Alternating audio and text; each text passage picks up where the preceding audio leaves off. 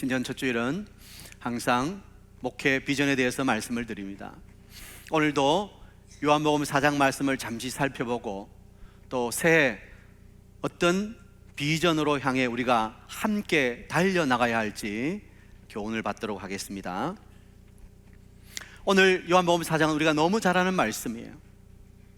예수님께서 사마리아 성 우물가에 앉으셨을 때 한 여인과 만남을 가지게 됩니다.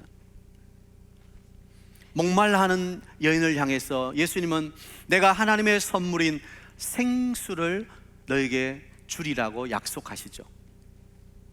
그런데 이 여인은 엉뚱한 질문을 예수님께 합니다. 20절이죠. 우리 조상들은 이 산에서 예배하였는데 당신들의 말은 예배할 곳이 예루살렘에 있다 하더이다. 숨기고 싶었던 과거를 고백하는 그 순간 이 여인은 예수님에 대해서 눈을 뜨기 시작하는 거예요. 지금 자기와 대화하고 있는 이분은 단순히 나와 대화할 상대가 아니라 내가 예배해야 할 대상이라는 것을 깨닫게 되는 거예요. 새로운 감정이 이 여인을 확 붙잡기 시작하는 거죠. 이 여인은 바로 예배하고 싶은 마음이 생긴 거예요. 그래서 예수님께 질문하는 거예요. 우리 조상들은 이 산에서 예배했는데 당신들의 말은 예루살렘에서 예배해야 된다고 하던데요? 여러분, 우리가 어떻게 변화될 수 있죠? 예수님을 만나면 변화됩니다. 아멘입니까? 지식으로 우리가 변화되는 것이 아니라 우리의 변화는 예수님을 만남으로 가능한 것입니다. 그리고 그 예수님을 만남은 어디에서 가능하죠? 예배에서 가능한 거예요. 예배를 통해서 우리는 예수님을 만나게 되고 예배를 통해서 우리의 삶은 변화될 수 있는 것입니다. 진정한 예배를 경험할 때 우리는 하나님을 만나게 되고 우리의 닫혔던 마음의 문이 활짝 열리게 되고 비로소 우리의 삶은 변화되기 시작하는, 이번 신년 부흥회를 통해서도 새해 믿음의 성도들, 특별히 예수의 제자로 부름받은 제자들이 어떤 삶을 살아가야 하는지 조목조목 말씀해 주셨습니다. 우리는 믿음으로 살아가야 된다는 것, 우리는 믿음의 경주를 하는 경주자들이라는 거예요. 그리고 말씀을 먹어야 된다는 거예요. 그 말씀을 먹을 때 우리의 삶에 풍성한 열매를 맺을 수 있다는 거예요. 그리고 우리 인생의 마침표를 뭘로 찍어야 된다고요? 사랑으로 찍어야 된다. 우리 사이동교회 모든 성도님들이 새해 이 믿음의 경주를 경주할 때, 한 번도 가보지 못한 새로운 길을 걸어갈 때 오직 의인은 믿음으로 말미암아 살리라 말씀처럼 믿음으로 한 걸음 한 걸음 주님과 동행하는 새해가 되시기를 축복합니다. 이 여인은 예수님과 만남을 통해서 새로운 인생을 시작하는 것입니다. 자신을 막아버렸던 과거에서 이제는 자유하게 되는 것입니다. 그리고 그 여인을 향해서 주님은 예배의 자리로 초청하십니다. 21절이죠. 예수께서 이르시되 여자여 내 말을 믿으라. 이 산에서도 말고 예루살렘에서도 말고 너희가 아버지께 예배할 때가 이르리라. 예수님은 이 여인에게 예배의 본질이 무엇인지를 교훈해 주고 계십니다. 예배는 장소가 중요한 것이 아니라는 거예요. 이 산에서도 말고 예루살렘에서도 말고 아버지께 예배할 때가 온다는 것입니다. 이 말을 좀 더 깊이 생각해 보면 예배에서 분위기나 형식이나 또 나의 기분이나 느낌이 중요한 게 아니라는 거예요. 우리는 흔히 은혜 받았습니다 이 말을 내 감정이 좀 흥분되고 내 느낌이 좋으면 은혜 받았다고 생각해요. 그러나 진정한 예배 본질은 내 느낌이나 감정이 아니죠. 참된 예배란 누구에게 예배를 드리느냐 하는 것입니다. 예배 본질이 어디 있습니까? 예배 본질은 우리가 하나님께 예배 드리느냐 하는 것.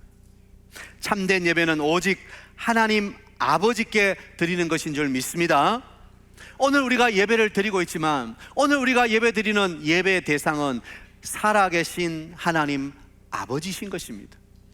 그분은 오늘도 살아계셔서 우리의 예배를 받으실 뿐만 아니라 하늘의 은혜를 부어주시는 좋으신 우리의 아버지신 것입니다.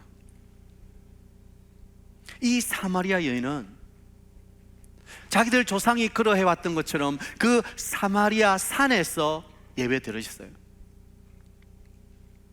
아마 열정적으로 드렸을 거예요. 짐승을 잡아 피를 흘리고 춤추고. 그 여자의 예배는 굉장히 화려하고 열정적이었어요.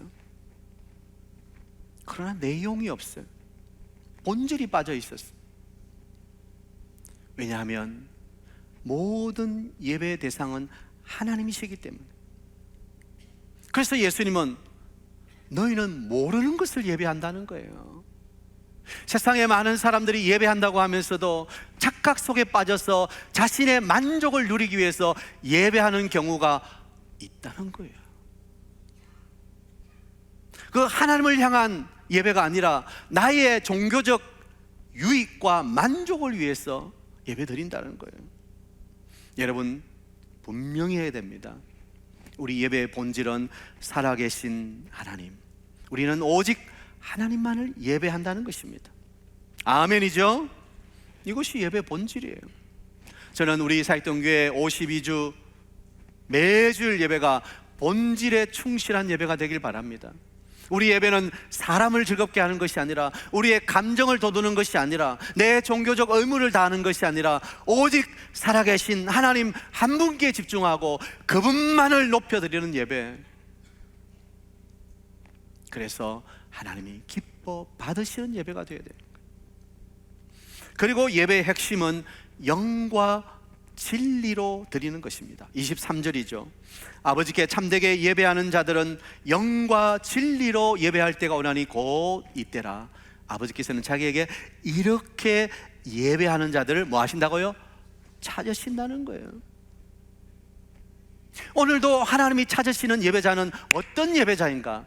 영과 진리로 예배하는 자예요. 이전 성경에는 이것을 신령과 진정이라고 번역을 해놓았어요. 저도 어릴 때부터 그렇게 성경을 읽었기 때문에 신령과 진정, 그러면 내 온 마음을 다해서 정성을 다해서 드리는 것이구나, 그렇게 생각했었어요. 그런데 그건 번역에 오류가 있었죠. 지금은 번역을 아주 잘 해놨어요. 영과 진리로. 그러면 영이 뭡니까? 이건 나의 영을 말하는 게 아니에요. 성령을 말하는 거예요. 예배는 성령으로 드리는 것입니다. 내 힘과 노력으로 드리는 것이 아니라 성령의 은혜 안에서 성령의 도움을 받아 찬양하고 기도하고 말씀 듣고 하나님을 바라보는 것, 그것이 영으로 드리는 것입니다. 오늘 예배하는 여러분, 여러분의 정성보다도, 물론 그거 전혀 필요 없다는 건 아니에요. 그러나 무엇보다 예배의 핵심은 성령님을 의지하는 거예요. 성령님, 오늘 제 마음속에 좌정하시고 저를 충만히 다스려 주셔서 오늘 이 예배가 성령님이 인도하시는 예배가 되게 하시고 성령님이 주관하시는 예배가 되게 하여 주시옵소서. 오직 성령을 의지해야 됩니다. 또 진리라고 하는 것은 무엇입니까? 진리는 예수 그리스도이시죠. 내가 곧 길이요 진리요 또 말씀입니다. 말씀이 육신이 되어 우리 가운데 거하심에, 예수님은 말씀으로서 이 땅에 오신 분이십니다. 그러니까 진리로 드린다는 말은 철저하게 예수 그리스도의 십자가와 부활, 그리고 다시 오실 것을 믿음으로 드리는 예배가 되어야 되는 거예요. 여러분, 오늘 이 예배, 예수 그리스도의 보혈의 능력을 의지하지 않고서는, 예수 그 이름을 의지하지 않고서는 예배가 아닌 것이에요. 예배는 예수 그리스도를 통해서 완성되는 것입니다. 저는 우리 사이동교회 모든 성도님들이 이렇게 영과 진리로 예배할 수 있기를 축복합니다. 제가 새해부터 이 예배를 강조하는 것은 아주 간단하고 명확합니다. 예배야말로 우리 교회 사역의 핵심이요, 본질이요, 모든 것이기 때문입니다. 예배가 예배되는 교회, 진정한 예배가 숨쉬는 교회, 그것이 올해 우리 교회의 비전인 것입니다. 자, 따라합시다. 진정한 예배가 숨쉬는 교회. 진정한 예배가 숨쉬는 교회.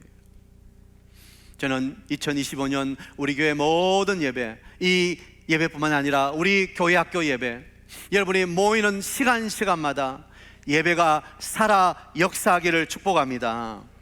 예배가 갈수록 깊어져야 돼요. 예배에 감격이 있어야 돼요. 의무적이고 형식적이고 습관적으로 나와서는 안 돼요. 예배보다 더 강력한 것이 없어야 되는 거예요. 우리가 잘 아는 철학자 데카르트는 나는 생각한다, 고로 나는 존재한다라고 말했어요. 믿음의 사람은 이것을 바꿔야 돼요. 나는 예배한다, 고로 나는 존재한다. 여러분, 우리가 이 땅에 존재하는 이유와 목적이 무엇입니까? 왜 우리가 살고 있죠? 하나님을 예배하기 위해서요. 소그리 문답 제1문에 보면 사람의 제일 되는 목적이 무엇인가 질문하면서 하나님을 영원하게 하고 영원히 그를 즐거워하는 것입니다. 한마디로 말하면 예배하는 것이 우리 삶의 목적입니다 라고 이야기하는 거예요. 사랑하는 성도 여러분, 여러분의 목적을 분명히 하시길 바랍니다. 그래서 새해 사무엘서를 빨리 끝내고 복음 중에 복음이라고 말할 수 있는 로마서를 강해하도록 하겠습니다.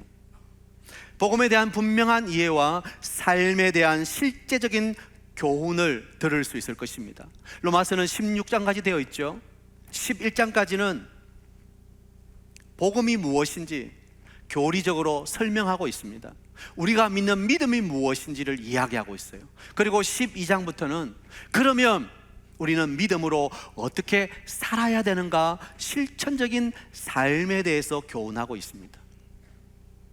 그래서 로마서를 보면서 아주 교리와 삶, 이것을 아주 균형 있게 우리가 말씀을 볼 수 있을 것 같습니다.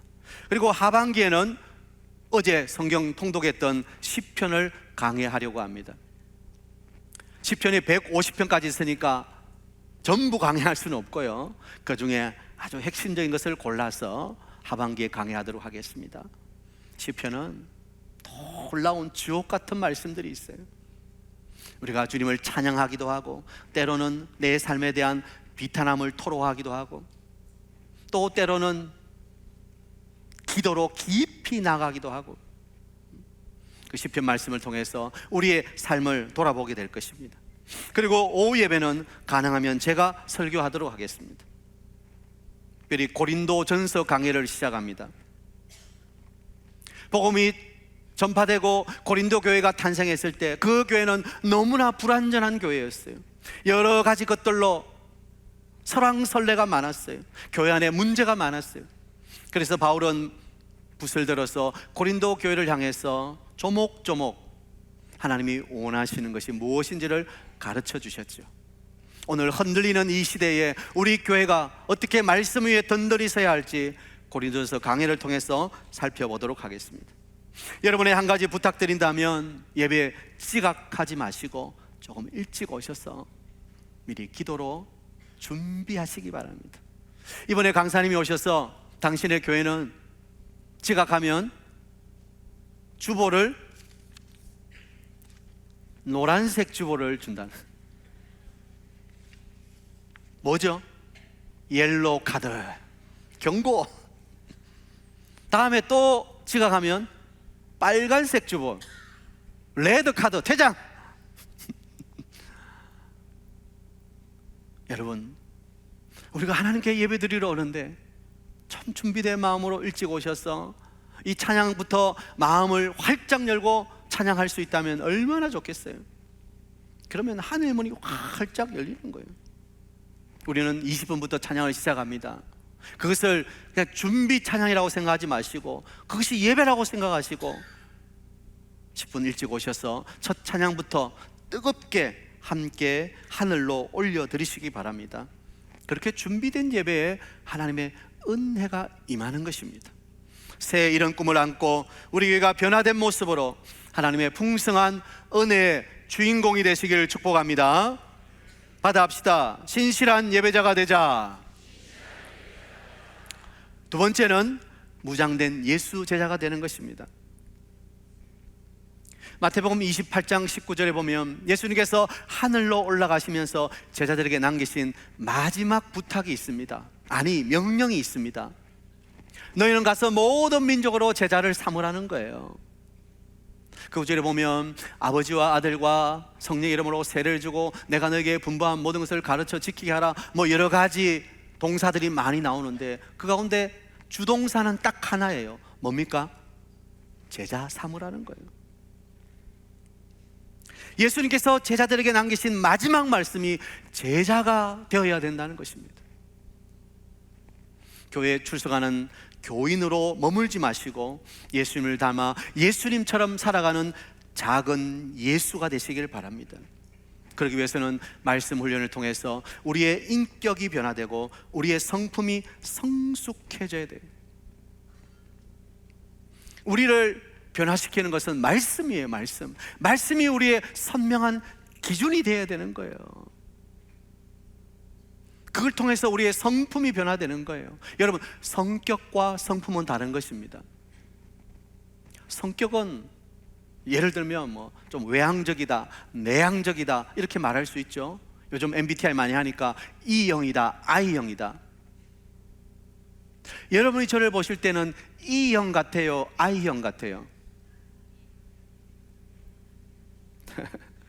사실 저는 I형이에요. 제가 수줍음 얼마나 많이 탑니까? 부끄럼도 많이 타요. 자, 뭐 외형적이든 내형적이든 사실 그것은 좋고 나쁨이 아니죠. 그래서 사람이 타고나는 성격이에요. 그런데 성품이라고 하는 것은 변화될 수 있는 거예요. 이 믿음의 성도들은 말씀 훈련을 통해서 내 성품을 변화시켜야 돼요. 누구처럼? 예수님처럼. 그래서 성령의 9가지 열매를 통해서 사랑과 희락과 화평과 오래 참음과 자비와 양승과 충성과 온유와 절제가 내 안에 충만히 임해서 내 성품이 변화돼요. 성품이 변화된 사람의 가장 큰 특징은 언어가 변화되는 거예요. 언어가. 믿음이 좋다고 말하면서 언어가 거칠다, 그럼 믿음이 좋은 게 아니에요. 우리가 믿음으로 성품이 변화되면 언어가 바뀌기 시작하는 거예요. 비난하고 비판하고 찌르는 말을 하다가 용납하고 용서하고 사랑의 언어로 변화되는 거예요. 여러분, 말씀 훈련을 통해서 예수 제자가 될 때 가능한 것입니다.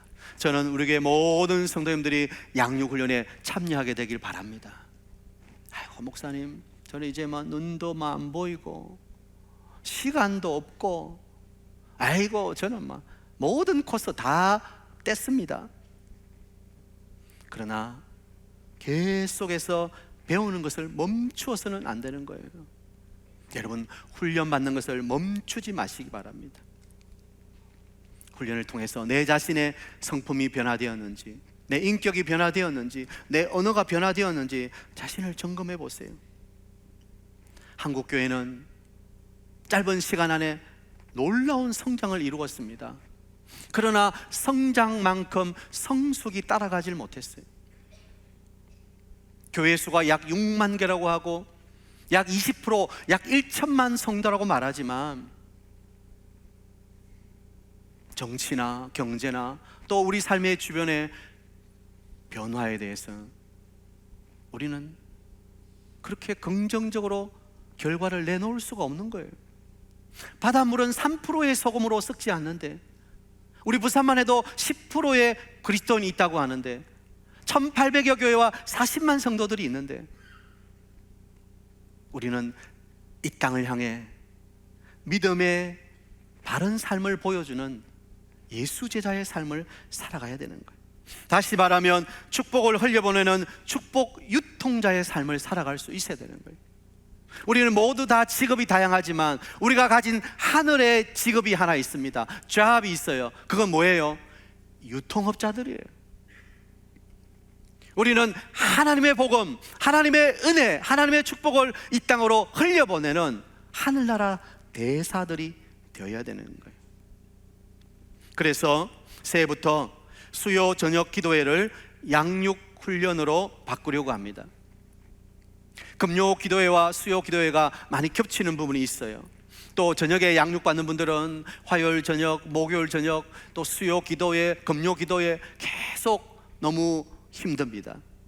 그래서 수요 저녁 기도회 찬양하고 기도하고 흩어져서 각자의 자리에서 양육 훈련을 받도록 하겠습니다. 그러나 나는 수요일 날 좀 더 기도에 집중하고 싶다, 그런 분들은 본당에 남으셔서 우리 목사님이 인도하는 계속 기도회를 하실 수 있겠습니다.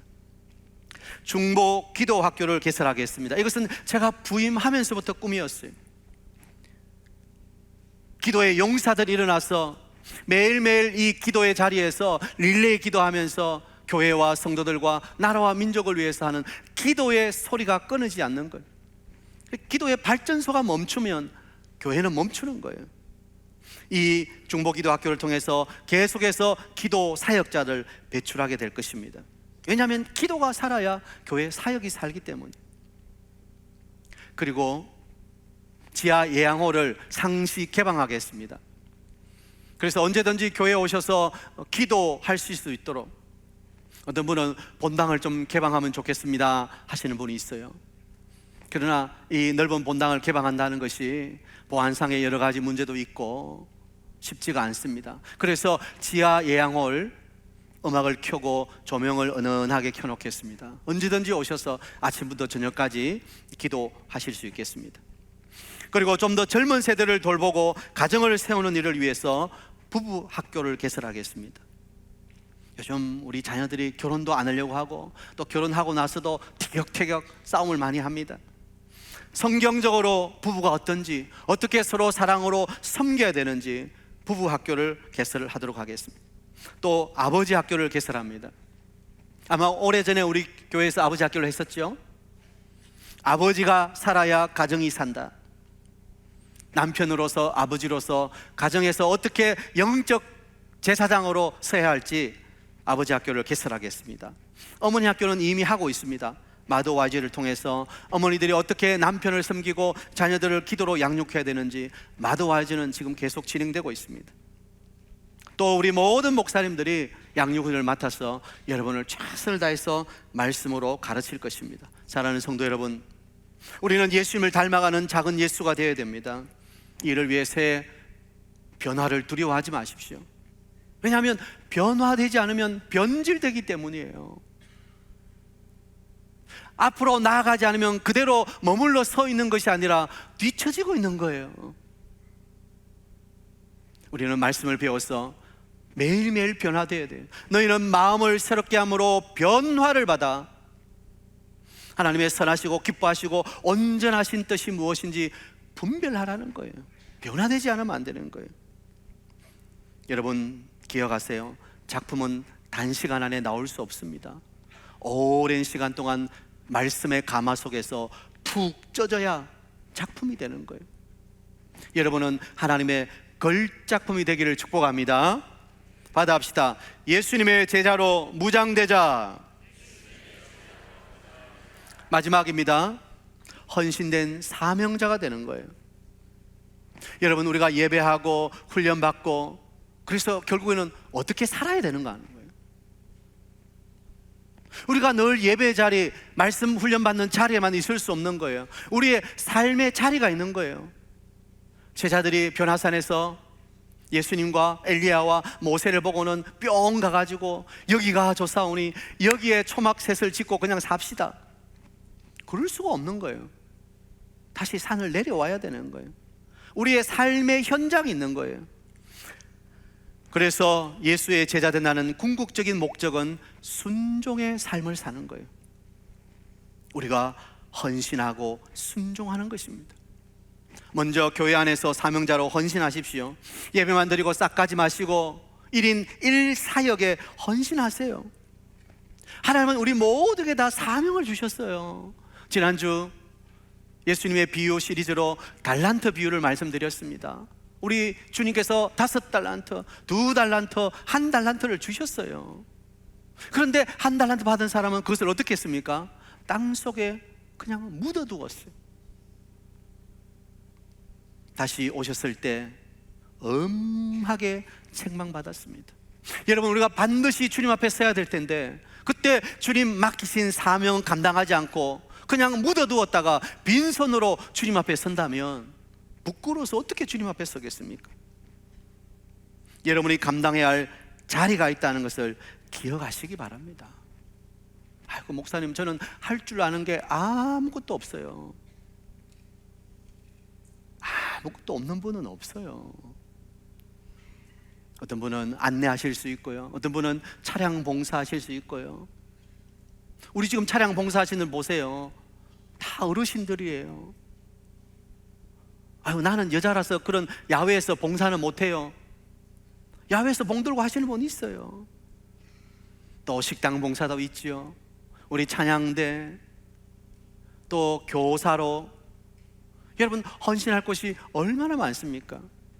제가 듣기로 찬양대도 이렇게 지금 보면 비어있는 자리가 있죠. 옛날에는 꽉 찼었죠.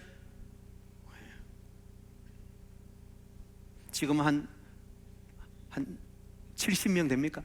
네, 7, 80명. 한 100명만 차서 찬양 드린다고 생각해 보세요. 얼마나 힘찬 찬양이 들려오겠습니까? 우리가 헌신할 자리가 있습니다.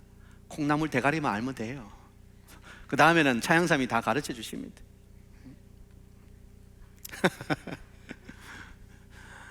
여러분, 우리가 헌신할 자리가 반드시 있습니다. 여러분이 헌신하지 않으면 그 자리는 비어 있다는 것을 기억하세요. 또 우리의 삶의 현장에서 사명자로 살아가야 돼요. 내가 서 있는 곳이 바로 선교 현장인 거예요. 선교는 멀리 가서 하는 게 아니에요. 내 삶의 자리에서 하는 거예요. 내 삶의 자리에서 하나님 나라가 임하게 해야 할 사명을 우리는 가진 거예요. 내 직장이, 내 가정이, 학교가, 또 내 사업터가, 내가 있는 그곳이 바로 내가 선교사로 부름받은 선교 현장이라고 생각하세요. 그곳에서 빛과 소금으로 하나님의 사명을 감당해야 될 우리는 작은 예수들이기 때문이에요. 하나님도 우리를 이 땅에 보내실 때 하나님도 꿈을 가지고 계셨어요. 바로 우리가 그 삶의 자리에서 하나님 자녀답게 살아가는 거예요. 여러분, 답다라는 것이 얼마나 중요한 단어인지 몰라요. 저는 목사다워야 돼요. 목사가 목사답지 않게 맨날 디스코텍 가서 막 이렇게 하면 되겠어요? 안 되죠.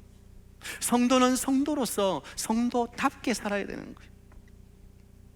세상 앞에 주눅 들지 말고 왕의 자녀답게 담대하게 살아가시기를 축복합니다.